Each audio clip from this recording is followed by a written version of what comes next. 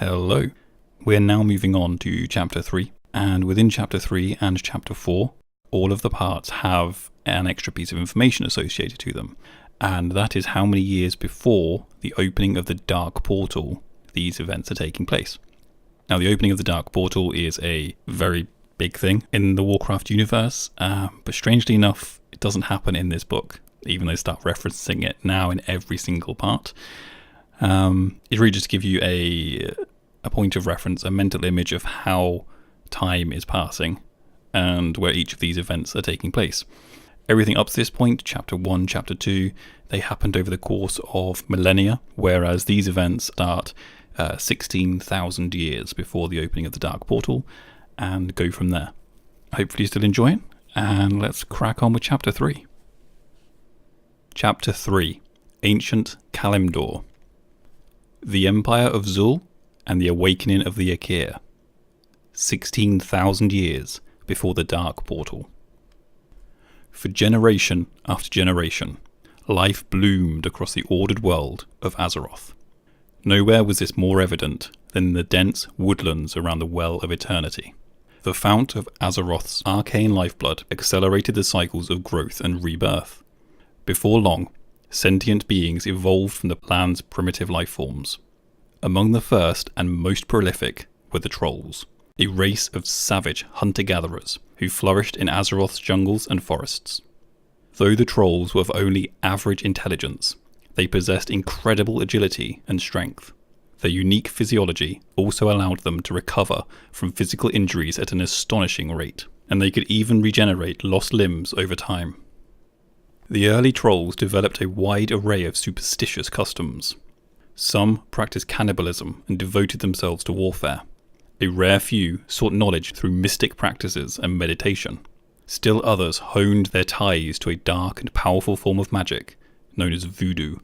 Yet no matter their individual customs, what all Trolls shared was a common religion that revolved around Kalimdor's elusive wild gods. The Trolls called these powerful beings Loa, and they worshipped them as deities. Due to their reverence for the wild gods, the Trolls gathered near a series of peaks and plateaus in southern Kalimdor. This was home to many of their honoured Loa. The Trolls gave the holy mountain range the name Zandalar, and soon they built small encampments upon its slopes. The most powerful group of Trolls was called the Zandalar tribe. Its members claimed nearly all of Zandalar's tallest plateaus, believing them to be sacred ground. Atop the highest peaks, they constructed a small cluster of crude shrines. In time, these grew into a bustling temple city known as Zul Dazar. Over the next several centuries, other tribes arose to challenge the Zandalari for territory and power. The most notable of these were the fearsome Gurubashi, Amani, and Drakari. The Gurubashi and Amani in particular laid claim to enormous swaths of land in Kalimdor's lush jungles and woods. On occasion, tribes clashed, often over hunting grounds, yet major conflicts were few and rarely lengthy. Trolls were such skilled and fierce fighters that any real conflict would cost both sides dearly. Untouched land was plentiful in all directions, and the various tribes quickly learned it was wiser to resettle than risk war. Only one place was forbidden by the tribe's witch doctors and priests. A small mound of blackened stone at the base of the Zandalar mountains. The Loa warned the tribe's mystics of severe consequences should they disturb the black stones. For many years, none of the Trolls dared disobey, but curiosity eventually won out. A group of rebellious Trolls plumbed the forbidden mound. They discovered that the black stones were not mere rocks, they were the jagged hide of a monstrous creature. None of the Trolls had ever seen anything like it.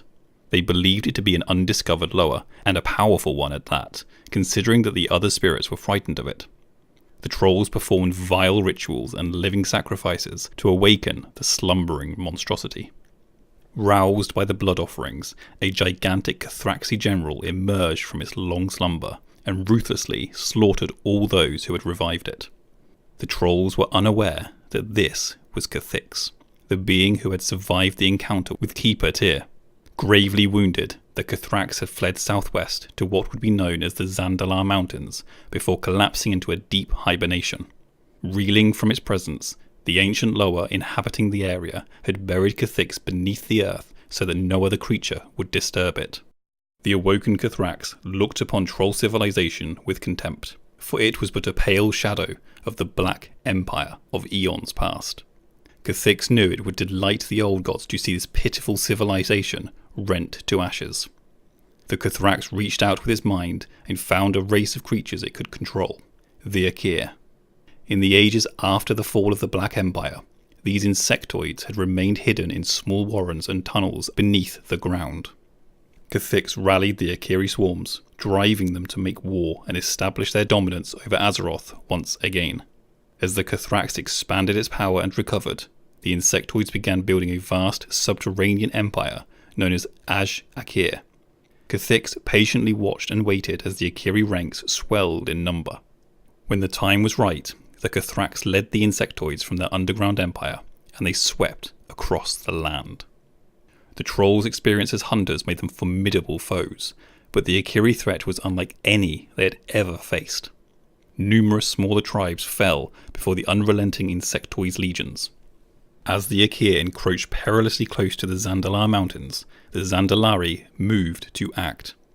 They united the disparate troll tribes into a single mighty force, which they called the Empire of Zul. The members of this newly forged society would put aside their differences and work together to destroy the Akir. The Zandalari took on the role of commanding the troll armies. With their temple city looming high in the mountains, they could detect enemy movements and direct attacks at weak points. Under the Zandalari's guidance, the other trolls used ambush tactics in the surrounding jungles to whittle down the enemy's numbers.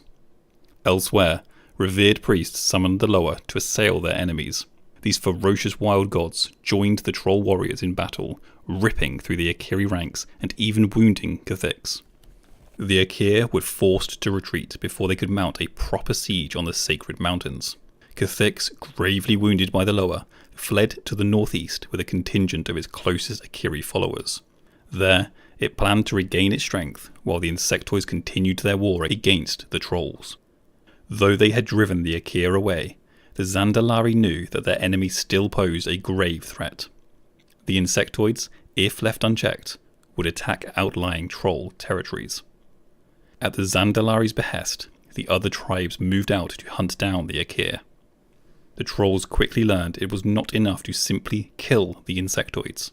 If any Akir escaped underground, they would establish a new colony and rise up again later. To permanently end the threat, no corner of the continent could be left unguarded. Thus, the Zandalari convinced the most power-hungry troll factions to establish new strongholds across Azeroth. Chief among these groups were the Amani, Gurubashi, and Drakari. After defeating the Akir, they could claim the fertile new lands for themselves without any competition. The ambitious tribes readily agreed. The Drakari pushed into the frigid north against a colony of Akir, but the trolls faced a weapon they had never expected: corrupted Tol'vir. A small group of the Titan Force who dwelled outside Ulduar had been captured and enthralled by the Akir. These ferocious stone Tol'vir, known as Obsidian Destroyers, almost overpowered the Drakari, but years of battle had shaped the tribe into cunning fighters, and they devised brilliant ways to topple and shatter their foes. The Gurubashi also encountered corrupted Titanforged. These trolls had ventured southwest, where the Akir had overrun Ahn'Qiraj, the prison complex housing the old god Cthulhu. Upon infiltrating the stronghold, the insectoids had enslaved the Anubisath giants who guarded the prison. Early engagements between the Gurubashi and the Akir proved disastrous for the trolls. The insectoids and their mighty Anubisaths slaughtered several large Gurubashi encampments. Thereafter, the Zandalari instructed Gurubashi priests to separate their tribes into smaller, more mobile raiding groups instead of large armies. This new tactic allowed them to constantly harass the Akir, bleeding the insectoid armies dry over a period of many years. Though they were never able to completely wipe out the Akir, the Gurubashi eventually won uncontested control of the surrounding territory. Meanwhile, the Amani had set out to destroy Cathix. They tracked the Cathrax's trail far to the northeastern woodlands, cutting through an unending mass of Akiri guardians. In a final savage battle, the entire tribe flung itself in a suicidal attack against Cathix and its remaining insectoid minions. Only a tiny fraction of the troll army survived. Even so, the Cathrax succumbed to its tireless hunters. Though the cost was high, the fearsome reputation of the Amani became legend among the other tribes. Atop the site where they had killed Cathix, the trolls established a new settlement. It would one day grow into a sprawling temple city known as Zul-Aman. With the Cathrax gone, the Akir no longer fought with as much ferocity or purpose. The war between the trolls and the Akir shifted dramatically. Extermination of the Akir became the trolls' new imperative. After many centuries of brutal fighting, the trolls shattered the Akir Empire, containing the insectoids in the far northern and far southern reaches of the continent. Central Kalimdor was permanently scoured of their presence. The surviving Akir fortified their underground colonies against further troll aggression. They showed no more interest in fighting. In time, the trolls proclaimed themselves victorious. Without war to bind them together, the troll factions grew ever more distant and insular. The far-flung strongholds of the different tribes blossomed into vibrant homes, temple cities, and eventually empires in their own right. The Zandalari withdrew to their mountain plateaus to pursue spiritual knowledge, but they would always maintain an immense influence over the disparate troll societies. And we have a snippet. The Nerubians, Kiraji, and Mantid. 3 distinct cultures would arise from the Akir Empire. The insectoids in the north gathered near the underground prison of Yog-Saron. Due to their proximity to the old god, these Akir would gradually evolve into a race called the Nerubians. Their kingdom would become known as Azjol Nerub. The Akir in the southwest made their home in Ankaraj, the conquered prison complex of Cthulhu. The captive old god's foul presence would slowly warp the Akir's forms over time, moulding them into a race known as the Kiraji. The Akir in the southeast congregated where Yisharaj's essence still polluted the land. These insectoids would eventually transform into a race called the Mantid. Even before the Akir Empire fell, they would establish the great colony of Mantives near the Vale of Eternal Blossoms. The Mantid Cycle. In the later stages of the war with the trolls, one enclave of Akir gathered at the southern edge of Kalimdor. Below the roots of the great Kipari trees, they established a new empire. These insectoids, known thereafter as the Mantid, saw no purpose in continuing a battle they knew they were not strong enough to win. Such restraint was unusual among the insectoids, but then, so was the Mantid's reasoning. They still fervently worshipped the old gods, believing that their ancient masters would one day rise from their prisons and re-establish their dominion over Azeroth. The best way to serve the entities was not to expend the Mantid strength, but to conserve it, refine it, and sharpen it. The Mantid would grow stronger without jeopardizing their survival. Though a revered empress ruled over the day-to-day activities of the Mantid, another group controlled the insectoid's destiny. The members of this group called themselves the Klaxi, meaning priest in their native tongue. They guided the actions of the empress and the Mantid swarms in the hope of preserving and strengthening their race. Rather than seek retribution on the trolls, the Klaxi turned their gaze on another enemy. Nearby dwelled the Mogu, mighty Titan-forged who had guarded the Vale of Eternal Blossoms for untold ages. The Mantid found themselves drawn to the mystical valley. They were not aware of it at the time, but they were attracted to the lingering presence of the slain old god, Yisharaj, whose festering heart had been locked away beneath the veil by Highkeeper Ra. To seek out the dark essence beneath the veil, the Mantid launched a surprise attack against the Mogu. The Titan-forged narrowly withstood the swarm and drove them back to the Kipari forests. The Klaxi did not consider their defeat a failure. The surviving Mantid warriors had matured, grown more powerful and cunning. The Klaxi patiently waited 100 years before assaulting the Mogu again. They dispatched a new generation of young Mantid to besiege the Titan-forged. Once again, the survivors returned stronger. Thus began the Mantid Cycle. Every century, a new Mantid clutch made war upon the Mogu. The ferocious battles removed the weak from the swarm, and only the strongest returned to the Kipari trees. Within a few cycles, Mantid civilization had become tightly honed and rigid, utterly focused on eradicating weakness and empowering the mightiest of their kind. The Mogu marked the change with concern. They launched a campaign into Mantivest itself to ensure that the cycle would not come again. The attack came at an inauspicious time for the Mantid. It was decades before the next clutch of warriors would hatch. The Mantid were few and the Mogu were many. Initially, the Titan Forge devastated the insectoid ranks, even the strongest survivors of past swarms. Only one Mantid, Corven, emerged to turn the tide of battle. Armed with blades forged of Kipari amber, the warrior eviscerated the Mogu ranks, thwarting their attacks and sending them into retreat. So great was Corven's skill that many Mantid came to believe that he was capable of cheating death itself. The High Elders of the Calaxy proclaimed Corven a paragon, and promised his deeds would become legend among their kind. But the honoured warrior was still not satisfied. He knew it was only chance that he arose in his race's greatest hour of need. He did not want to leave the Mantid's defence to chance alone. The Calaxy agreed and tasked him with finding a solution. After years of experimenting with Kipari sap, Corven discovered that a living creature could be preserved within an amber cocoon, potentially for thousands of years. If the Calaxy placed their greatest warriors in these cocoons, they could be awakened whenever they were needed to avert disaster. Corven became the first to undergo this preservation. In honour of his deeds, the Calaxy named him Corven the Prime, the first of many paragons to come.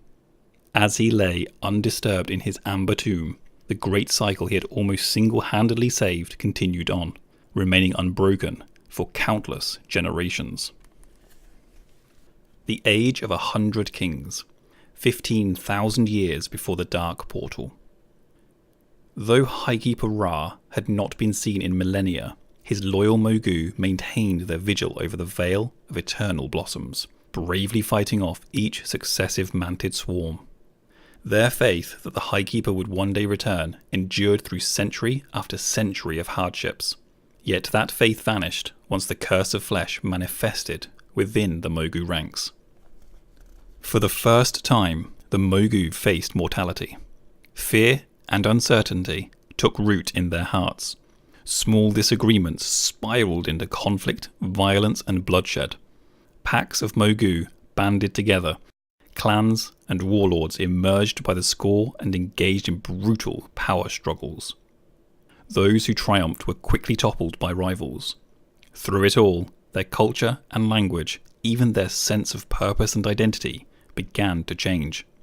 This period of turmoil and conflict became known as the Age of 100 Kings, and the Mogu edged perilously close to destroying themselves from within. Only their basest instincts prevented annihilation. At the beginning of each new Mantid swarm, the Mogu's petty conflicts would die down. The various clans would reluctantly band together to stand against the Mantid swarm. But once the swarm had retreated, internal hostilities would surface once again. As the Mogu battled the Mantid, a number of other races arose in the region. Many of these creatures were drawn to the latent power emanating from the Veil of Eternal Blossoms. Among these wondrous new races were the Jinyu, fish-like mystics who dwelled in the rivers and lakes. A bold and mischievous race of monkeys, known as the Hosen, also came to inhabit the dense jungles that encircled much of the Vale. But by far the most intelligent of these newcomers were the wise Pandaren. The emergence of so much life around the Vale piqued the interest of 4 wild gods. Their names were Huen, the white tiger, Yulon, the jade serpent, Chiji, the red crane, and Niuzao, the black ox. Huen and his fellow wild gods gathered at the Vale to watch over and guide the myriad life forms that dwelled in the area. Though the warlike activities of the Mogu often troubled them, the wild gods delighted in watching the other races flourish. In particular, Hwen and the other demigods developed close ties with the Pandaren, in large part due to their penchant for peace. The Pandaren considered the wild gods, whom they called the August Celestials, to be benevolent deities. They formed a system of worship devoted to the extraordinary beings. In return, the wild gods bestowed knowledge on the Pandaren, nurturing their ties to philosophy and the natural world. At the behest of the August Celestials, the Pandaren formed a culture that sought peace and harmony with the surrounding environment. Yet soon a new Mogu leader would arise to challenge these philosophies. His name was Lei Shen, and his rule would threaten not only the mortal races of the Vale, but the August Celestials as well.